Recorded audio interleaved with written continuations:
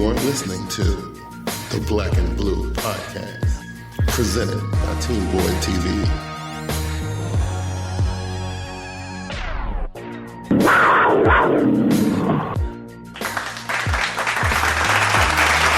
Yes. Welcome everybody to the Black and Blue Podcast, presented by TeamBoydTV, brought to you by Domain.com. Yo, what's going on, everybody? What's happening today? Y'all chilling? That's good. Hey, listen. I know it's been a little bit of time that passed since we got the last Black and Blue Podcast. I think I'm a day behind. Suppose I did it yesterday, and I got it up today. But it's good though, because it's all right. I'm feeling good. Just been sitting back, updating the content on the TeamBoydTV.com website, getting that thing ready, because we got like about three and a half weeks left until the draft, so we can see what our Carolina Panthers are going to be picking up in the draft. Now, it was a couple things that happened in the past week. I think we signed free agent Thomas Decoud from Atlanta. You guys let me know how y'all feel about that. I mean, there's been a lot of stuff being said. I've been seeing some stuff on YouTube and stuff. One of my boys, The Voice 2525, and if you guys haven't really got a chance to check this dude out, man, Carolina Panthers die hard. Really good YouTube video maker, man. He's my man. He's been on the TeamBoydTV live YouTube show a couple different times. But anyway, he put a video out, I think about 3 days ago, talking about how people in the NFC South need to pump their brakes, this, that, and the third. Because we've discussed it in the past on the Black and Blue Podcast about how everybody said that the Carolina Panthers were pretty much dead in the water after all the offseason stuff that happened early in the offseason with the departure of pretty much all the wide receivers and a few of the secondary players and stuff like that. But we had some talk about Thomas Decoud from Atlanta, and about how it was people saying about how dude couldn't tackle and stuff, but I don't know. I think it's a pretty good pickup, because after a few weeks, after about a month or so of this off-season nonsense, I'm starting to feel a lot better about our situation going into the 2014 NFL campaign, with Decoud. And then I think I've also saw online where the Carolina Panthers also picked up tight end Ed Dixon from the Baltimore Ravens. That one kind of puzzled me a little bit, because I didn't think we had a deficiency. If I get my words together, a deficiency at the tight end position. But hey, look, it's cool. I like it. So it's good. I mean, I ain't got no issues with that. I also saw that we picked up a pass rusher from the Canadian Football League, and I'm telling you, I had my notes up here on the screen, but they disappeared on me. I forget what his name was. The name escapes me at the moment. Yeah, but from the Canadian Football League. I don't know. Y'all guys let me know how y'all feel about that, man. Leave your comments on, you can comment on Twitter at TeamBoydTV. Also, you guys can email the show at bnbpodcast@teamboydtv.com, and that kind of thing. bnbpodcast@teamboydtv.com. That's the email address. You know what I mean? Hey, listen, today though, I was perusing the internet. Well, I was perusing the internet last night when I saw this. I was trying to, figure out what I was going to put together for the show today, because, it ain't really a whole lot of new Carolina Panthers information floating around at the moment, and that kind of thing. So I was just kind of looking around, and I came across this article on SB Nation, produced by the guys who write for Cat Scratch Reader. I'm pretty sure you Carolina Panthers fans, y'all are familiar with these guys. Oh man, they write some brilliant articles. And so I found this article talking about the Carolina Panthers top 10 offensive players of all time. And then, I was like, oh, this is good. This is going to be great. This would be awesome for a show. And then I saw that they had another one that said the Carolina Panthers top defensive players of all time. I was like, wow, that's good too. I mean, I can actually do like 2 shows based on just that. And then I happened to see an article on NFL.com. And this one, I don't know when it was produced. When did they write this? They wrote this, this was actually last year, but it's pretty good. So it says the best and worst Carolina Panthers draft picks. And I was like, yo, that's going to spark a lot of debate right there. That's going to be good. You know what I mean? So I figured that would be awesome. I saw some names on it that I hadn't seen in a long time. And I was like, no. I got to do all three on the same show. And that's what we're going to be doing. So, without a whole lot of further ado, I think we'll start. What y'all think? I think we should start on the defensive side of the football, or should we start on the offensive side of the football, or should we start with the draft pick? No, you know what? I think we should leave the draft picks for last. I think that's what we're gonna do. I think we're gonna start with the Carolina Panthers top 10 defensive players of all time. Let's do it. Okay, so according to this article, right? You know what I'm saying? And look, this is not my top 10 list. I want you guys first to understand that I didn't write this. I'm just, reading it to you guys because you guys are my boys. And I figured since I got a lot of enjoyment out of it, yes, my daughter, she kind of like doing hand signals at me and stuff. I'm going to ignore her. Well, back to you guys, right? I didn't write this. This is something I read, and I figured, you guys would enjoy it, right? So let's get into it, right? So believe it or not, ranked at number 10, Carolina Panthers top 10 defensive player of all time. Number 10, Dan Morgan, right? So it says, let's talk about Dan Morgan for a minute, because I've always been a Dan Morgan fan. I like Dan Morgan, right? He said that he recorded 18 tackles in the 2003 Super Bowl appearance. 18 tackles in the Super Bowl game, right?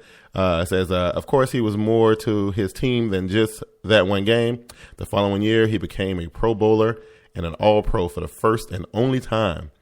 Sadly, we will always look back on his 7-season career with the Panthers as ambivalence. When Morgan was on the field, he always made an impact, but his injury history never allowed him to play a full season.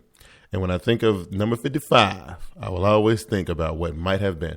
So what y'all think about Dan Morgan? Man, Dan Morgan was a beast. You know what I'm saying? Dan Morgan was a shown up beast, but he's right though. He was like, and that's one of the things that I noticed when I was reading his articles, that a lot of these guys on these lists, they had injury problems, man. And it was like, that's one of the things that's been kind of been an issue with Carolina Panthers players throughout history and whatnot.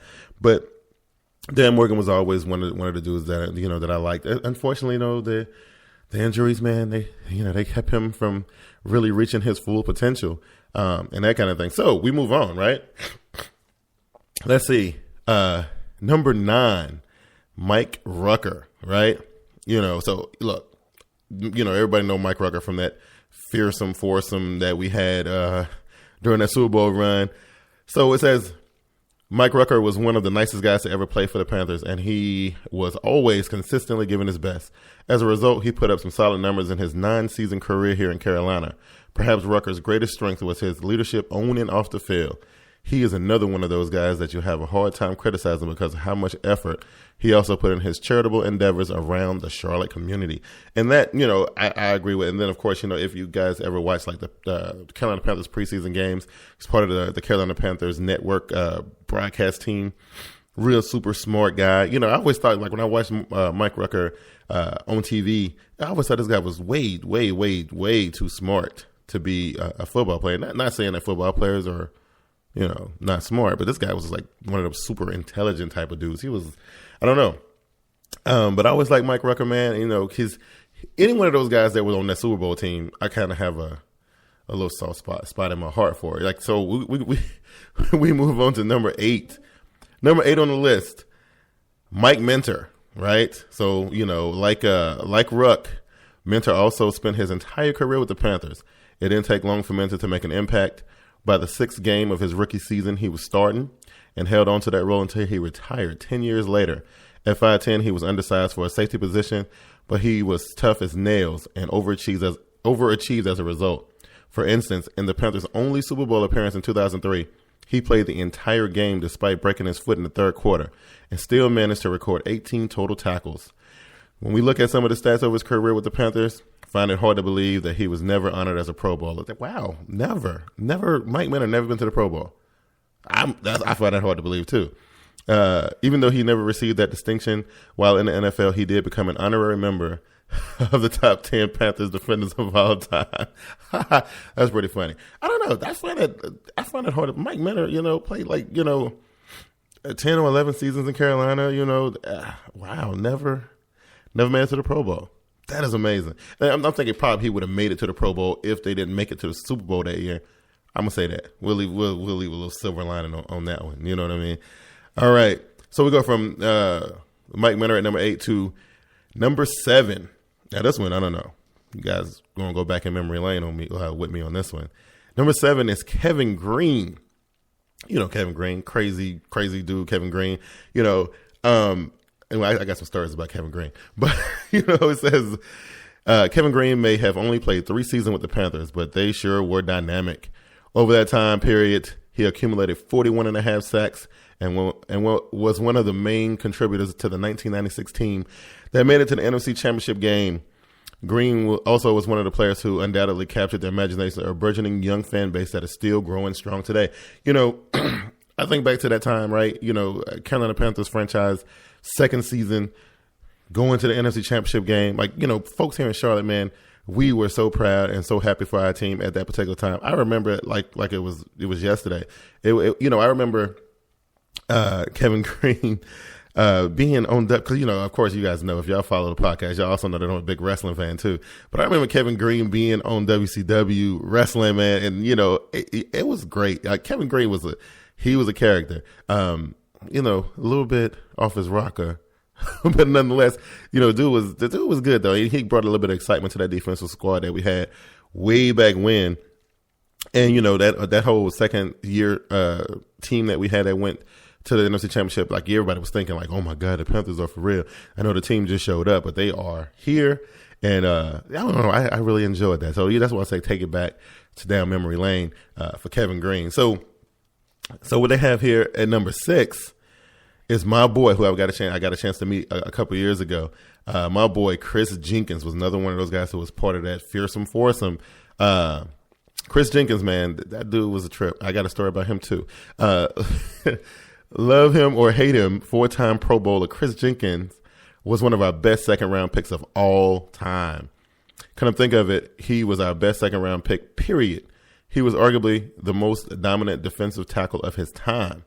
It doesn't seem that long ago when Jenkins joined Brenton Buckner, Julius Peppers, and Mike Rucker to form one of the most ferocious defensive lines in the NFL. See, I'm trying to tell y'all, In fact, ever since Jenkins and Rucker left the team after the 2007 season through free agency and retirement, respectively, the Panthers' defensive line has been a mess. Well, I don't know about that because we had a resurgence last year. Now let's keep it real here.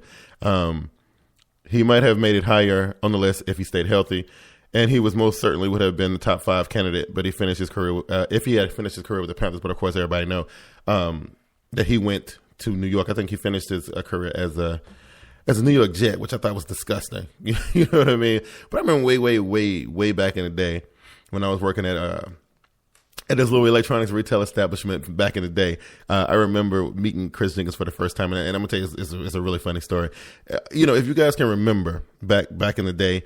When these dance games were really, really popular, Dance Revolution and that kind of stuff. And you had to get, when you bought the game, you got this little pad that you put on the floor. You know what I mean? It had the arrows on it, and you had to kind of jump on the little arrows to do the dance moves in the game. Anyway, I'm trying to set the story up. So anyway, back when those games were really, really popular, Chris Jenkins and his family came into my store. And so we were talking about the game and stuff. And then, and this is a true story. He takes off he came in the store with sandals on, right? So he had sandals on. He took off his sandals, and I'm telling you, this dude had the biggest hobbit looking, feet that I ever seen in my life. And, he, with his big, gigantic self, was up on this pad, dancing to that game. And I thought it was hilarious, right? True story. That happened to me for real, And so, with that being said, we go to number 5 on our list. Number 5 on, sadly, I don't really remember this guy's time in Carolina all that much, but I see him on TV every morning. But number 5 is Eric Davis. Now, this is what they said about Eric Davis. They say if you're a stats geek, then perhaps you may remember that 5 is the magic number for one of our greatest cornerbacks of all time. Amazingly, Davis recorded 5 interceptions in each of his 5 seasons with the Panthers, and he naturally seemed like the perfect fit at number 5 on the top 10. Although Davis' first 6 years in NFL was spent with the San Francisco 49ers, his best seasons came as a Panther. However, he isn't the Panthers' best cornerback of all time because, we got that coming up here in a minute. Now, Eric Davis was on the team for quite a while, and I don't know, for whatever reason, like back in the day when I remember back in the day when the Panthers first started rolling around and stuff, his name just didn't really jump off the page all that much to me. It just, I don't know, like I didn't really start recognizing Eric Davis as a Panther until maybe about 3 years ago when I was, when I first started doing these internet shows and stuff. But I don't know, apparently, he was like the second greatest cornerback in Carolina Panthers history. Who would have thunk it, right? So, number 4, according to this list, on Cat Scratch Reader on SBNation.com, Chris Gamble is our number 4 top defensive player of all time, right? Okay, now I got to read this verbatim because this is what the guy wrote on Cat Scratch Reader on SBNation.com. He says, I can see the comments coming fast and furious on this one. What were you thinking? How can Gamble be rated ahead of Davis? How could you put Gamble as high as number 4? Here's his response. First of all, he recently surpassed Davis's record for the most interceptions in Panthers history. Secondly, Gamble has spent the better part of his 8 seasons locking receivers down for the Panthers, where Davis only did it for 5. Finally, Davis was never part of any Panthers team that went to the playoffs, whereas Gamble was an integral part of the playoff runs in 2005 and in 2008. So I give him his props on that. That was pretty good. That was, and over, especially toward the end of Gamble's career, around the time, when we first started TeamBoydTV, we were real critical of Chris Gamble, because like toward the end of his career, he was pretty much getting taken advantage of and getting blown up and getting toasted right and left. But if you look at the stat sheet, the dude has pretty much laid his foundation and cemented his legacy as a Carolina Panther. And he, when he retired, not last season, but the season before that, as a Carolina Panther, which is awesome. So we'll give him his props on that. Okay. They have at number 3. That's what I'm saying. This list, was done in 2013, but so we got number 3 all-time defensive player, John Beeson. You know what I mean? John Beeson. John Beeson was a monster. Let me get into this first and then we'll talk about it. It says, it's hard to argue with the results since Carolina drafted John Beeson in 2007. After taking over for Dan Morgan during his rookie season, Beeson has done everything you could ask from him from the middle linebacker position. He earned a trip to the Pro Bowl for 3 straight seasons from 2008 to 2010 and was honored as an All-Pro for 2 of those seasons, 08 and 09. His production dipped a bit in 2010 when he took over the weak side after Thomas Davis went down and with his second ACL injury. Even though that wasn't his most natural position, he willingly moved there for the team and further proved that he is a consummate professional. Unfortunately, he did not go down to injury this past season, but that didn't make or break his position in my top 10. So, but actually he did. He went down with an injury into it. He did. So they must have made this list before he actually got injured because in 2013 he did get injured. Then he came back, and then when he came back for when he came back. No, he went down in 2012, and then he came back for 2013, and then they traded him to New York. That's right. That's the way it happened. That was the way it happened. So when he got healthy, they shipped him off to New York, and that's where he is currently. And actually, I think New York is a really good fit for him. I think he's doing well, and as a Giant, and that's good. I have nothing but respect for John Beeson. So may he do good things over there in New York. So our number 2 guy. Top defensive player of all time, Carolina Panthers. Number 2 is Sam Mills, right? So, and, Sam Mills, he the man. It says, I'm not sure how this one's going to go over, but Mills is a 2-time All-Pro in his 3 seasons with the Panthers, maybe the most passion-invoking Panther player of all time. I don't know. Steve Smith, maybe. I don't know. We'll see. You know what I mean? But that's how he played the game. and the fans reflected as much. Of course, we still do, and part of the reason why is because of his legacy that still burns within us. Many of you have him at number 1. I mean, I would have had him at number 1, and I think that's great. Personally, as good as Mills was, I wouldn't elevate him that high because he only played 3 seasons with the Panthers. Come on, dude. There's a statue of the man out in front of the stadium. You know, the team mantra is something that he came up with, keep pounding. And whatever, I'm going to finish reading. So it says, there were certainly some of the best seasons we fans could ever remember, as the tidal wave of Panther pride was ascending ever so quickly following that amazing run to the playoffs in 1996. His leadership, toughness, and passion for the game will always be a part of who we are as fans. As you would expect, those same attributes spilled over into his post-football career when he was hired as a linebackers coach after retiring with the Panthers. If this were a list of the most inspirational Panthers of all time, Mills would most certainly be at number 1. I don't know, man. I don't know. I don't know if I agree with this one. You know what I mean? He follows this one up with, as it stands for me right now, he is the second best Panther player of all time. And that is remarkable for someone who only wore the black and blue for 3 seasons. Although Mills has been gone for 7 years now, his legacy still lives on today, and we will always keep pounding. I don't know, man. I don't know. You guys, y'all guys, let me know on Twitter at TeamBoydTV, or you can email me at B&B podcast at TeamBoydTV.com. I don't know if I feel that one. I mean, number 2 is still good, and he makes some valid points about the 3 seasons, but then he came back as a coach. But this was the list of the top defensive Carolina Panthers of all time. So I'm gonna give him a little leeway on this. Okay, I'm gonna give him a little bit of space to breathe because I don't know if I quite. And the main reason why I don't agree with Sam Mills being at number 2 on this particular list by this dude at Cat Scratch Reader on SBNation.com is that because check out who we got at number 1, right? And you guys let me know how y'all feel about this.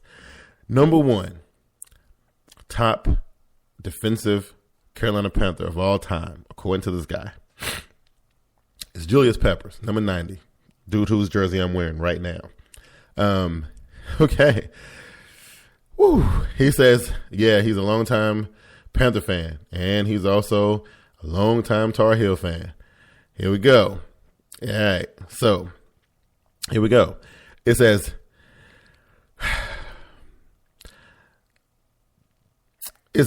I, like you, have felt some of the same repugnant emotions toward this former Carolina Panther over the last couple of years. In all actuality, I guess you could say that he never truly broke my heart when he left because it seemed like he had been gone long before. Time and time again, he turned down multiple overtures from the front office. With each passing rejection, the more desensitized I became. And when he finally left, there wasn't much room for pain. If he's found freedom in the frenzy confines of Chicago after being released from the bondage of Charlotte's boundaries, then more power to him. To that end, I have to be true to the numbers, and they don't lie. There is no denying that Mr. P was and still is the best defensive player the Panthers have ever had. With that being said, I honestly can't wait until someone steps up enough to surpass him one day. So, I don't know. I'm back in the day, I was a big Julius Peppers fan too. I was a big Julius Peppers fan, and and I got to disagree with this guy. I was a little upset. Now I don't know. I mean, I was more upset with Julius Peppers wanting to go to Chicago than I was about the whole situation with Steve Smith, because that was beyond his control. Julius Peppers chose not to stay in Charlotte. And it was about money and greed and all this kind of stuff. And I thought this guy represented and embodied everything that was to be a Carolina Panther, but apparently I was wrong, and maybe a lot of other people agree with me. I don't know. I have no idea. You know what I mean? But I don't know. I think the last 3 on the list, I just don't quite agree with. Beeson, Mills, and Peppers. I would have had, Mills at number 1 for sure. And now, since, the 2013 season is over, I would probably try to I got to look at the stats though, because I don't know what the Kraken Greg Hardy stats look like compared to Julius Peppers. I don't know. I haven't really did that research. I got to figure that part out. But I have to figure that out because I don't know. We got people like and then Luke Kuechly. Everybody said Luke Kuechly, but Luke Kuechly, he's only going into his third season. He's only going into his 3rd season, so I think you're making an impact, but we still need to, let that slide a little bit, and that kind of thing. So I don't know. I'm not quite. I don't know. I feel like for whatever reason, I feel a little dissatisfied with this list. I just do. You know what I'm saying? But like I said, I didn't write it. I was just, showing it to you guys. But you know what? We've been going on and on for about 20 minutes, so it's time for a little bit of a break, and we'll do that real quick. And here we go. What up, football fans? You want to stay up on the latest of TeamBoydTV happenings? Like us on our Facebook page at TeamBoydTV on Facebook. You can also follow us on Twitter at TeamBoydTV and at BernieB73. You can also check out our YouTube page at TeamBoydTV Turbo. There's live events, videos, among other things. You can also keep up with the latest happenings, live chat, question and answer sessions on Google Plus at TeamBoydTV.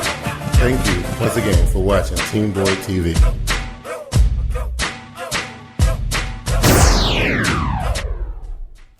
All right, so that was exciting. That was exciting right there, and we had fun doing that. Well, that was good. So now we'll flip it over, and I know, hey, I was agreeing with the list on the defensive side until we got to those last three. You know what I mean? I was really feeling it until we got to the last three, but then we're gonna look at the Carolina Panthers. What is this? Carolina Panthers top 10 offensive players of all time. Here we go. All right, let's get into this. All right. Okay. I mean, so far the list looks like it's gonna start off pretty good. I don't know. We'll see. We'll see about it. All right. So the first guy, number 10, Brad Hoover. Number 10. I agree with that. I agree with the whole Brad Hoover deal. I think that's actually pretty good. Let's see what he said about Brad Hoover. Hoove was one of the classiest Panthers of all time, and he simply had to make my top 10. However, Hoover's story is quite astonishing when you look at where he came from and how far he took his exceptional ability to block. After Hoover finished his stellar career at tiny Western Carolina, the Panthers promptly signed him as an undrafted free agent, and the rest is history. He was leading the way in 2013 for Stephen Davis when he had 1,444 yards rushing, and did the same thing for D'Angelo Williams in 2008 when he rushed for over 1,500 yards. Hoover was also blocking for double trouble during the majority of the 2009 season when they broke the NFL record by becoming the first duo to ever rush for more than 1,100 yards each. Sadly, the Panthers released Hoover the following season, and he retired. He said that he believed that Brad Hoover was one of the most underrated fullbacks of his time, and that it was more than enough to give him a place on the top 10. I believe that too. Brad Hoover, I remember when it had to be like 2003 or 2004. I think it was after the Super Bowl season, or was it before? I can't remember. You guys have to help me out with this. But I remember we had a running back deficiency one time. And I think Stephen Davis had went down with a knee injury or something like that. And we had another guy. What was his name? He was a fullback too. But we had another guy, and then he got injured, and then Brad Hoover had to take the majority of the snaps. I want to say that was the year after the Super Bowl run. I think that was 2004. But I think he did pretty good. Even, when he was taking the majority of the snaps when the guys were injured, he still did his thing. So Brad Hoover, number 10. I'm glad he made the list. That's pretty good. Then we go to number 9. Jonathan Stewart. Now, this one I might have a little bit of disagreement with. I might disagree a little bit with this one right here. Number 9, Jonathan Stewart says, the youngest member of my top 10 has only been a Panther for 4 years, but he has been a stud ever since. Initially, when the Panthers picked up Jonathan Stewart 13th overall, it seemed like a risky proposition because he had just come off toe surgery. Nonetheless, he ended up playing all 16 games in that first season while playing in a backup role behind D'Lo. Who was D'Lo? Oh, D'Angelo Williams. Okay. And still rushed for over 800 yards. There's no doubt in my mind that Stu belonged on the list when you consider the fact that he has compiled 3,500 rushing yards, 702 receiving yards, and 29 touchdowns over the past 4 years. In fact, we almost had him a notch or two higher, but ultimately felt like the 8 in front of him were more worthy. I don't know. It says, I'm just glad we will most likely be able to see him playing in the black and blue for at least one more season. Now, here's the situation I got with that. First of all, I'm not going to doubt, what Jonathan Stewart and D'Angelo Williams did in that season where they both rushed for over 1,100 yards. That was fantastic. That was pretty good. especially when you think about all the running backs that we've had. And I don't know. I mean, Jonathan Stewart, yeah, I don't know. And then especially with all the situations that's been going on over the last 2 seasons with the salary cap situation, he got paid all that money. He said he want to be able to see him playing in the black and blue for at least one more season. I mean, apparently he is going to be playing in 2014. I don't know. I've never really been real high on Jonathan Stewart. D'Angelo Williams is my man. Jonathan Stewart, not so much. You know what I mean? So we move on to number 8, Ryan Khalil. I like this at number 8, Ryan Khalil. I like this. It is very clear that the Panthers struck gold late in the second round of the 2007 draft when they took the center out of USC. Khalil's progression over the first 5 seasons has been remarkable. He became the full-time starter at the beginning of his second season and has held that position ever since. Khalil has earned a Pro Bowl nod in each of the last 3 seasons and was honored among the best last season when he was named an All-Pro. If Khalil can continue this level of play for another 6 years, and help the Panthers win a championship or 2, he might find himself in serious contention for a spot in Canton. I think he's going to Canton regardless. I think that's a given in my opinion. The only issue I had with Khalil was not last season, but the season before last when he took out the ad in the Charlotte Observer talking about the Panthers was going to the Super Bowl, and we had like one of the worst seasons ever after he put that up there. You know what I mean? So I don't know. That's the only thing I would, but he was just trying to be a good, sport, being real sportsman, instilling hope in the Carolina Panthers faithful. But I don't know. I think that was a bad omen doing that. You know what I mean? Don't know if I agree with this one. Number 7. Was number 7, Steve Berline. I don't know if a lot of you Panthers guys probably don't even remember Steve Berline. I remember Steve Berline. But believe it or not, Berline still holds the franchise record for most passing yards, which I don't think he does anymore. I think Cam has it now. I'm not sure. But anyway, it says, believe it or not, no, maybe not, because Cam record was for rookie quarterback. Okay, all right. Let me stop nitpicking. Believe it or not, Berline still holds the franchise record for the most passing yards, 4,436 and touchdown passes, 36 in a season. This was in 1999. 3 out of Berline's 5 seasons with the Panthers were average at best, but that is one of the reasons why we couldn't rate him higher than number 7. Steve Berline, okay, looking at these numbers, they're pretty impressive. They're pretty impressive. I don't know. I have to look at Cam's numbers from not last year, but, it would have to be either because Cam's 2 best seasons were his rookie season and last season because the second season was not really good at all. So I don't know. Steve Berline, though, I never really had nothing bad to say about Steve Berline. Just dude couldn't move, worth a crap. He just always seemed like he was always getting sacked. Didn't know how to move and things like that. But his accurate. I think he's as far as accurate quarterbacks that the Panthers done had. I think he probably was one of the most accurate quarterbacks that we had, with Steve Berline. So I will give the cat scratch reader guy a little bit of credit for even mentioning Steve Berline. So we'll do that. Okay, I don't know how y'all gonna feel about this one, but and believe it or not, I agree with this, and I think number six, this is a good spot for him, but and I agree with this. Number 6, Jake Delhomme. I'm gonna let that sink in for a minute. Jake Delhomme. Okay, let's read the caption. It says, "I'm not ashamed to admit that Delhomme is one of my favorite Panthers of all time. He's easily the best quarterback the Panthers have ever had." I kind of agree with that. Because Cam, I don't know yet. But as far as statistically speaking, and then when I said this on Team Boy TV Live plenty of time, and plenty of times, and the guys get all upset every time I bring Jake Delhomme's name up. But it's true. Jake Delhomme, as it stands right now, is the quarterback the Panthers have ever had. No doubt about it. Say what you want to say. It's true. But he says, especially when you consider the fact that he led the Panthers to their only Super Bowl appearance and holds almost every team passing records. Most passing yards, 19,258. Most passing touchdowns, 120. Most completions, 1,580. Most fourth quarter comeback wins, 17. And most game winning drives, 23. Hey, that's undeniable. The numbers don't lie. It's really too bad that Delhomme didn't turn out to be the winning quarterback in Super Bowl 38 because he deserved the victory as much or more than Tom Brady did. I 100% agree. Although Delhomme's career with the Panthers took an awful turn for the worse after his elbow injury in 2007, I will always remember him for how many thrilling moments he gave me and the rest of the Panthers. You know what? Now, out of all the things this dude has written so far, this is the most accurate. This is the most. I agree with this wholeheartedly. Usually when Jake Delhomme's name comes up, Panther fans cringe and whatnot. I don't know why. I don't know why they do this. Jake Delhomme was fantastic. He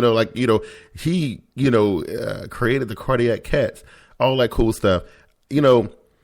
I can't really say I'm a Jake Delhomme fan. You know what I mean? But I got to give the man his due. As it stands right now, Jake Delhomme is the best quarterback that the Carolina Panthers have had to date. Now, not taking nothing away from Cam Newton because he's still got some time to go. But yeah, Jake Delhomme, that's my man, and I think he deserves that spot. All right, number 5, Jordan Gross, who just retired. Right. Ever since being drafted in 2003, Gross has been a steady performer through the years. He has been named to the Pro Bowl twice and was honored as a first-team All-Pro as well in 2008. Beyond the fact that Gross has been durable and dependable through the years, he's also been an excellent leader in the locker room. Outside of football, he and his wife have held a fundraising kickball exhibition game along with the Cystic Fibrosis Foundation in each of the past 5 years. This event has been a huge success in the Charlotte community, and so has Gross. So he said he's been convinced that he's been one of the more underrated left tackles during his time in the NFL, and we should be thankful for all his contribution to this organization. And I agree with that too. Number 5, yes, Jordan Gross, who just recently retired a couple months ago. So that's cool. I agree with that. Number 4 on the list, D'Angelo Williams, D-Lo, D-Will, whatever y'all calling them these days. It says D'Angelo Williams is already the greatest running back in Panthers history. I don't know, bro. I don't know. Maybe. You know what I mean? Like, Stephen Davis comes to mind. Or shall I say, Tishmanga Biaka Patuka. No, okay, I'm joking. I'm just playing. I don't know. Maybe he is. I don't know. But Stephen Davis played in the Super Bowl. I don't know. But, I don't know. That one's tough. We got to go look at the stat sheet. I don't know. But it says, Williams is already the greatest running back in Panthers history. And if it weren't for the two-back system he's been employed in ever since becoming a Panther in 2006, he might be mentioned in the same breath as Adrian Peterson. Oh, that's wow. You know what I mean? With that being said, there are exactly 2 statistics that have defined Williams' career in the NFL thus far. The first is his astounding 5.1 career average per carry. This is unheard of among the greatest running backs of all time. Some might counter by saying that he has only averaged that much because of the extra rest he's received from splitting carries for most of his career. But I'm not so sure of that. In his only season as the feature back, he rushed for a franchise record of 1,515 yards on a 5.5 yards per carry. That's pretty impressive. In fact, his average yards per carry generally goes down as his amount of carries goes down in the season. The second is his amazing ball security through the years. Williams has only lost 5 fumbles in his 6-year career and went without fumbling in 3 different seasons. When you combine this statistical fact with his 5.1 career average per carry, you can only conclude that this guy is one special player. All right. So, okay. Because at first I saw this, I was like, I don't know. But he's right. I mean, dude can ball. Fumbles, usually the dude can hold on to the ball pretty good. Last season, D'Angelo Williams had two fumbles last season that really were really big fumbles. I mean, namely week 1 last year against the Seattle Seahawks and the closing minutes of that game, fumbled the ball. Then there's another time, I can't remember what game this was. Maybe it was the Buffalo game. I'm not sure. But yeah, so, last season we had 2 fumbles. Maybe, I don't know. But according to these stats here, it's pretty good. I like it. Number 3, Muhsin Muhammad, my all-time favorite Carolina Panther, behind Steve Smith. So it says this 2-time Pro Bowler and 1-time All-Pro may have been higher on the list if he had not left for 3 years to go find greener pastures in Chicago. Yeah, I know. As it stands, he did finish his Panther career with almost 10,000 receiving yards and still holds the record for the longest touchdown reception in Super Bowl history. 85 yards. Now that's good. Now that record belongs to the Carolina Panthers, and I'm glad about that. He was also busy off the field raising money for muscular dystrophy and impoverished women's shelters in Charlotte community. Moose will always hold a special place in Panthers history as one of the best receivers to wear black and blue. Okay. Yeah. I believe that. That's cool. Yeah, because, I mean, if you think about the best receivers in Carolina Panthers history, you got to say Moose. you got to say Wesley Walls. I don't know, maybe Ricky Prohl too. And of course Steve Smith. You can't really got to do that. You know what I mean? So I believe that. I'm cool with that. That works for me. And then there's Wesley Walls, number 2. And we just mentioned him, Wesley Walls.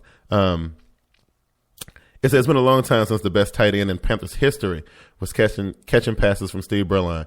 But for those who may be unfamiliar with Walls, he was a 5-time Pro Bowler and 4-time All-Pro. Although he played for several teams during his illustrious career, his best seasons were here with the Panthers, and this was enough to get him a number 2 spot on the top 10 offensive players of all time. Wesley Walls, man, you know. And I don't know. I would switch Walls and Muhammad. I don't know. I probably would. That's probably what I would do. I would have had Muhammad at number 2, and Walls would have been at number 3, in my opinion. You know, even though Wesley Walls was the man. You know what I'm saying? He was the man.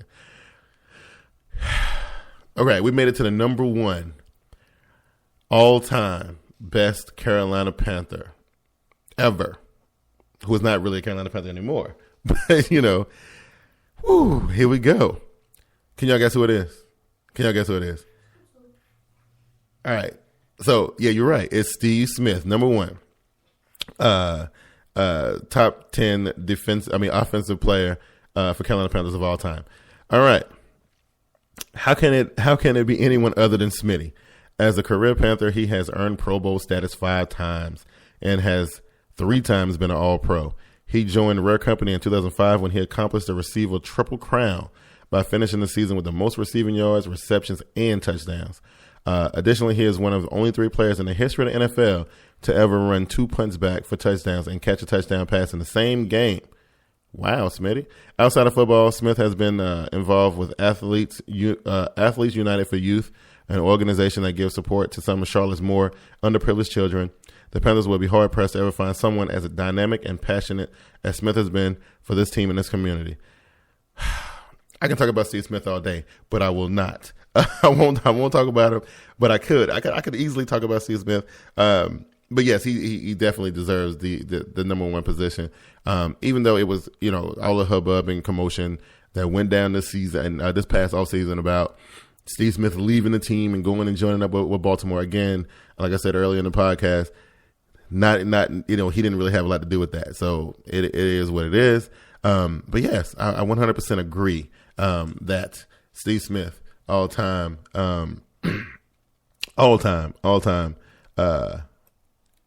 Carolina Panthers, number 1. I believe it all day. So that's it, man. That is the top 10 defensive and top 10 offensive players of all time for the Carolina Panthers. We're gonna take another little quick break, real quick, and then we'll just finish it up with real quick. We'll just run through and I'll just go through it real quickly because I didn't think I was going to spend that much time on those 2. We'll go through this real quick, and we'll see how that works out. So we'll be back here in a second. Yo, JB from TeamBoydTV, co-host of TeamBoydTV Live every Wednesday, 7:30 p.m. Eastern Standard Time, where we discussing updates, breakdowns, and just about everything NFL. Hosted by yours truly, Bigg Q, co-hosted by me, JB, and my boy Glass from Get With It Sports. If for some reason you missed the show, still haven't had your fill, visit TeamBoydTV.com.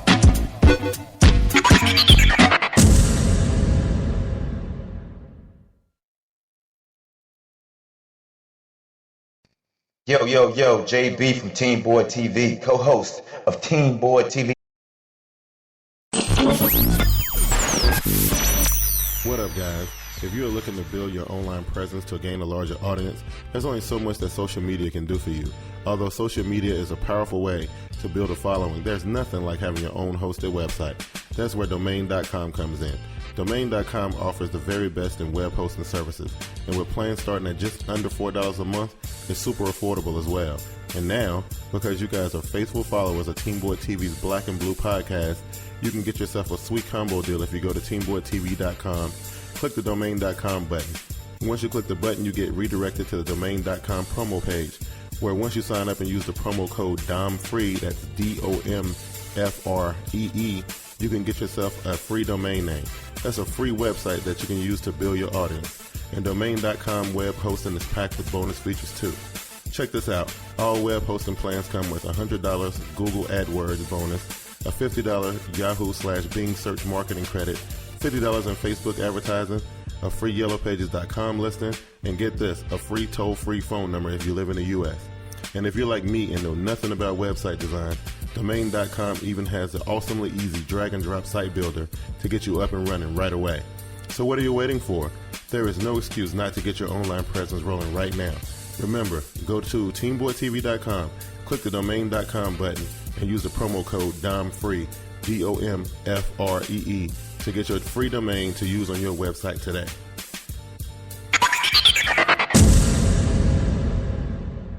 Well, all right. So we get to the part of the show where I know you guys are waiting on this. So we'll go ahead and run through this really quickly. This is from NFL.com, and this was published. When was this published? This was published last year too. But it's good though. It's still a good read. So we're gonna go through real quick. We go through the top draft picks of all time. Carolina Panthers' best and worst draft picks. And we'll start with the best ones, right? The number one best pick that we've ever made, was Steve Smith, 2001, number 74 overall. Smith burst onto the scene the first time he touched the ball in the NFL. He took the opening kickoff to the house for a 93-yard touchdown in the Panthers' 2001 opener. And it didn't take long for the Panthers to realize that Smith was just a one-trick return specialist.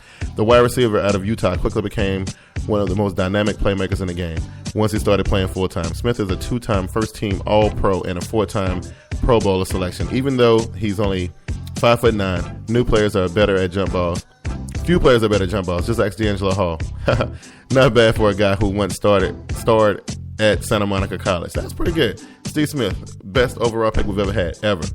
The number 2, Julius Peppers in 2002, number 2 overall pick. Not many people outside of the Carolinas probably remember this, but there was a vocal faction leading up to the 2002 NFL draft that felt the Panthers should take Oregon quarterback Joey Harrington. Good thing that John Fox stuck to his defensive instincts. While Harrington flamed out in Detroit, Peppers emerged as one of the NFL's most dangerous pass rushers. Peppers posted 12 sacks his rookie season and had 5 other double-digit sack seasons in Carolina. A 2-sport star at UNC, Peppers' athleticism made him unique among his peers.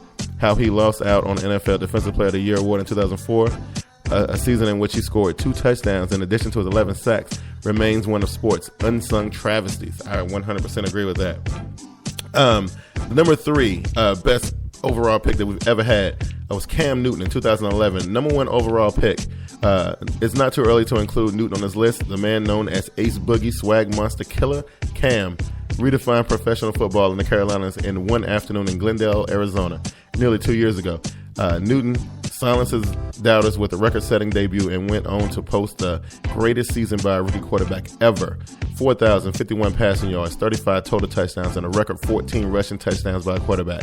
And his much-maligned sophomore campaign actually wasn't as bad as people want you to believe. Newton cut down his turnovers. He broke the franchise record for the most passes without an interception, and his passer rating improved in year 2. The Panthers also ended the season on a 4-game winning streak. Still not convinced Newton belongs here? Consider where the Panthers were before they drafted Ace Boogie. Carolina only had 9 passing touchdowns in 2010 season, and someone named Brian St. Pierre started the game under center that year. With Newton on board, the Panthers nationally are relevant for the first time in their history. Hey, number 1 overall pick, man. You got to give it to him. All right, then we have Ryan Khalil, 2007, number 59 overall. When he's not keeping the Charlotte newspaper industry afloat, that's funny, Khalil doubles as one of the game's top centers. Khalil made his first of 3 consecutive Pro Bowl appearances in 2009, and he likely would have made another this year had a foot injury not ended the season after just 5 games. Healthy Khalil anchored an offensive line and opened holes for one of the top rushing attacks in the NFL in 2011. Carolina rushed for 2,408 yards. Expect Khalil to be back to overpowering NFC defensive tackles this far. I don't think so, dude, because that dude retired at the end of last season. The last one they got as the best picks was Jordan Gross, 2003, number 8 overall pick. Gross wasn't the most glamorous pick in 2003, but it's not a coincidence that the Panthers made their lone Super Bowl appearance once they plugged him in at left tackle. Gross has made 2 Pro Bowls, and one first-team All-Pro team, but his true value lies in his durability. Gross has missed 9 games in his 10-year career. Hey, and then Ryan Khalil didn't retire. I got that mixed up. It wasn't Ryan Khalil. It was Jordan Gross. Jordan Gross is the one who retired. Yeah, there we go. All right, so we move on to the worst picks, right? We're going to go and move on to the worst picks. Worst picks. That Carolina. Now, this is the one I know y'all been waiting on. Y'all been waiting on this one. And you know what? I wanted to keep it till last because I knew that you guys were going to have a field day with this. So I was like, you know what? I'm gonna save this one to the end because I know that's what everybody wanted to hear. The absolute worst pick we have ever made in the history of a franchise was Kerry Collins in 1995, the number 5 overall. I think that was our very first draft pick, as a matter of fact. Oh, yeah, it is. It says, it's a sad state when a franchise's first draft pick in its history also qualifies as one of its worst. But that's what happened when Panthers took the disappointing Kerry Collins in 1995. Collins' brief stint with the Panthers began with promise as he led Carolina to a trip to the NFC Championship game in his first full season as a starter. It was all downhill from there. Denver Broncos linebacker Bill Romanowski shattered Collins' jaw during the 1997 preseason game, and there were 2 instances in which Collins reportedly directed a racial slur at a teammate. I remember that. Alcohol reportedly was involved. Flash forward a year later, and Collins quit on the Panthers, benching himself. I remember this dude was ridiculous. Collins rebounded to have a successful career and even led the New York Giants to a Super Bowl. But you'll be hard pressed to find a more disappointing franchise quarterback than Kerry Collins. Hey, I believe you. And this is, I gave you a little hint about this one earlier. The next one was Tishmenga Biaka Patuka, 1996, number 8 overall. It took the Panthers some time to master the whole art of picking a good player in the first round. Biaka Patuka electrified Big Ten fans during his final season in Michigan, but never was able to capture the same spark in Carolina. In fairness, Biaka Patuka's knee injuries were a big reason why his career never took off. A torn ACL ended Touchdown Tim's rookie season after just 4 games, and Biaka Patuka battled injuries for the rest of his short career. Biaka Patuka never played more than 12 games in a season, and he finished his career 14 touchdowns and 2,500 rushing yards. That's only 64 touchdowns and about 8,000 yards less than Eddie George in his career. And George only went off the board 6 picks after Biaka Patuka. And that's because Carolina Panthers are known for not really doing well in the draft. How about this one? A lot of y'all newer Carolina Panthers fans will appreciate this one. Monty Edwards, 2010, number 89 overall. Is it unfair to include a 3rd round pick in this list? Probably, but it's my list. And to Carolina Panthers fans, will tell you that Armani Edwards is public enemy number 1 in Carolina. Call it a classic story of local boy does bad. Edwards was an intriguing prospect out of Appalachian State. He was a cult hero after the Mountaineers famously upset Michigan at the Big House, and he was a quintessential winner.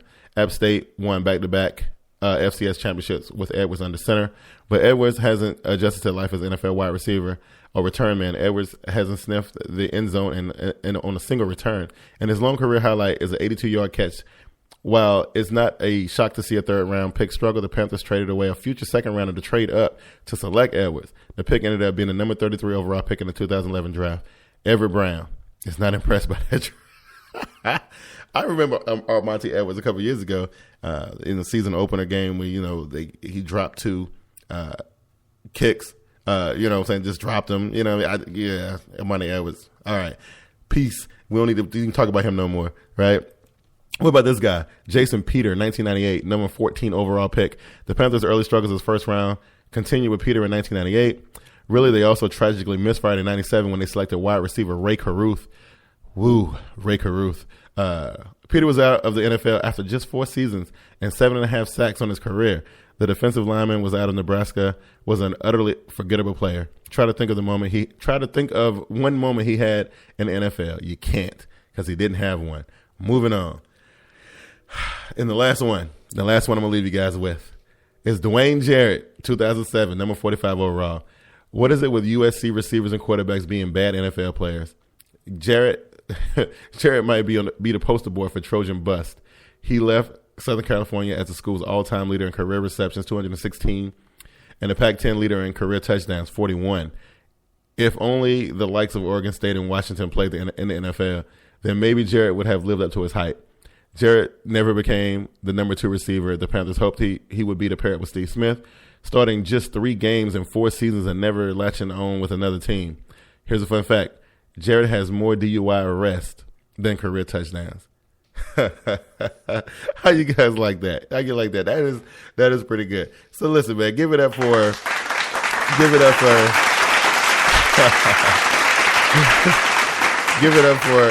for the Cat Scratch Reader on SBNation.com for the really cool top 10 list, and then NFL.com for the draft pick thing. You know, this has been great, and I've been having a good time with it. Listen, I want to thank everybody who's been doing that thing, spreading the podcast around, man. You know, the love y'all been showing on iTunes has been tremendous. The love on Spreaker has been enormous, man. After the first podcast that I put up there, which is the one I did last week, you know, the amount of followers and plays and downloads, I can't express enough how much I appreciate it. So look, as long as you guys like what we're doing here on the Black and Blue podcast, I'm gonna keep on doing it. And but you know, just remember, you know, keep on spreading the word, man. And if you listen to it on iTunes, please leave a review. You know, and type a little something to let me know that you guys are enjoying it. And again, if you guys have any questions, concerns, comments, you can always just email me at the B&B podcast at TeamBoydTV.com. You know, hit me up on Twitter at TeamBoydTV.com. You know, so, and the people on YouTube been showing a lot of love too, man. It's all good. Listen, we can't wait to get the season underway with some of the new shows, like I said last time. And as soon as we get a NFL schedule to work with, we'll plan out the Team Boyd TV live stuff, so you guys will have another podcast to listen to besides this one, and that kind of thing. So listen, I appreciate everything. And I want to give a shout out to all my boys, man.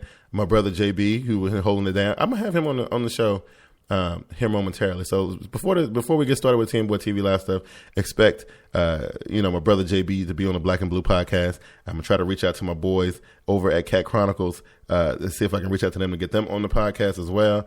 And I also want to reach out to my homeboy The Voice 2525. So, you know, we're gonna get some people on here before we get really started with the NFL season. And again, man, I appreciate you guys checking me out and listening to me. Until next week, I will holler at you boys.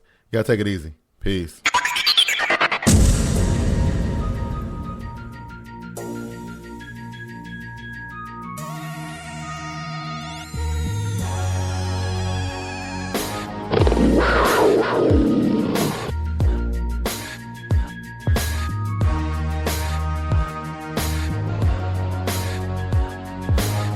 You are listening to the Black and Blue podcast, presented by Team Boyd TV.